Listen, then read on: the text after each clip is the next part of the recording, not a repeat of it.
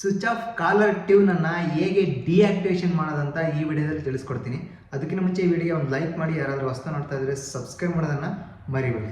Actually ನೀವು switch off ring ಟೋನನ್ನು ಅಂದರೆ collar ಟ್ಯೂನನ್ನು set ಮಾಡಿರ್ತೀರ, but ಅದನ್ನು ಡಿಆಕ್ಟಿವೇಷನ್ ಮಾಡೋಣ ಅಂತ ಅಂದ್ಕೊತೀರ. ಸೊ ಆಗ ಹೇಗೆ ಡಿಆಕ್ಟಿವೇಷನ್ ಮಾಡೋದಂದರೆ, ಸೊ ಸೇಮ್ ಅಪ್ಲಿಕೇಶನ್ ಮೇಲೆ ಕ್ಲಿಕ್ ಮಾಡಿ. ನಿಮಗೆ ಕಾಣ್ತಾ ಇರೋದು Airtel application. So Airtel sim ಆಗಿದೆ, ಏರ್ಟೆಲ್ ಅಪ್ಲಿಕೇಶನ್ ಮೇಲೆ ಕ್ಲಿಕ್ ಮಾಡಿ. ಸೊ ಏರ್ಟೆಲ್ ಥ್ಯಾಂಕ್ಸ್ ಅಂತ ಡಿಸ್ಪ್ಲೇ ಆಗ್ತಾ ಇದೆ, ನಿಮಗೆ ಕಾಣ್ತಾ ಇರ್ಬೋದು. ಈ ರೀತಿಯಾಗಿ ಓಪನ್ ಆಗುತ್ತೆ ಅಪ್ಲಿಕೇಶನ್. ಜಸ್ಟ್ ಕೆಳಗಡೆ ಸ್ಕ್ರೋಲ್ ಮಾಡ್ತಾ ಬನ್ನಿ. ಸೊ ಇಲ್ಲಿ ಹೆಲೋ ಟ್ಯೂನ್ ಅಂತ ಒಂದು ಆಪ್ಷನ್ ಬರುತ್ತೆ, ನಿಮಗೆ ಕಾಣ್ತಾ ಇರ್ಬೋದು. ಸೆಟ್ ಹೆಲೋ ಟ್ಯೂನ್ ಅಂದರೆ ನೀವು ಸೆಟ್ ಮಾಡ್ಕೊಂಡಿರ್ತೀರಲ್ಲ ಹೆಲೋ ಟ್ಯೂನು. ಸೊ ಅದ್ರ ಮೇಲೆ ಕ್ಲಿಕ್ ಮಾಡಿ. ಕ್ಲಿಕ್ ಮಾಡಿದ ತಕ್ಷಣ ನಿಮಗೆ ಕಾಣ್ತಾ ಇರ್ಬೋದು ಈ ರೀತಿಯಾಗಿ ಡಿಸ್ಪ್ಲೇ ಆಗುತ್ತೆ.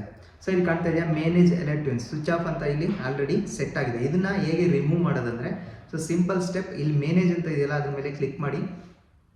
ಕ್ಲಿಕ್ ಮಾಡಿದ ತಕ್ಷಣ ಈ ರೀತಿಯಾಗಿ ಡಿಸ್ಪ್ಲೇ ಆಗುತ್ತೆ ಮೇನೇಜ್ ಹೆಲೋ ಟ್ಯೂನ್ ಅಂತ. ಇಲ್ಲಿ ಕಾಣ್ತಾ ಇರೋದು ಸ್ವಿಚ್ ಆಫ್ ಅಂತ ತೋರಿಸ್ತಾ ಇದೆ.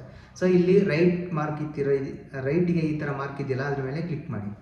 ಅದ್ರ ಮೇಲೆ ಕ್ಲಿಕ್ ಮಾಡಿದ ತಕ್ಷಣ ನಿಮಗೆ ಕಾಣ್ತಾ ಇರ್ಬೋದು ಹೆಲೋ ಟ್ಯೂನ್ ಡೀಟೇಲ್ಸ್ ಅಂತ ಇದೆ, ಸಿ ಪ್ರೀವಿಯಸ್ ಹೆಲೋ ಟ್ಯೂನ್ ಅಂತ ಕೂಡ ಇದೆ, ಮತ್ತು ರಿಮೂವ್ ಕರೆಕ್ಟ್ ಹೆಲೋ ಟ್ಯೂನ್ ಅಂತ ಕೂಡ ಇದೆ. ಸೊ ಈಗ ನೀವೇನು ಮಾಡ್ಬೇಕಂದ್ರೆ just remove current hello tune ಮೇಲೆ ಕ್ಲಿಕ್ ಮಾಡಿ.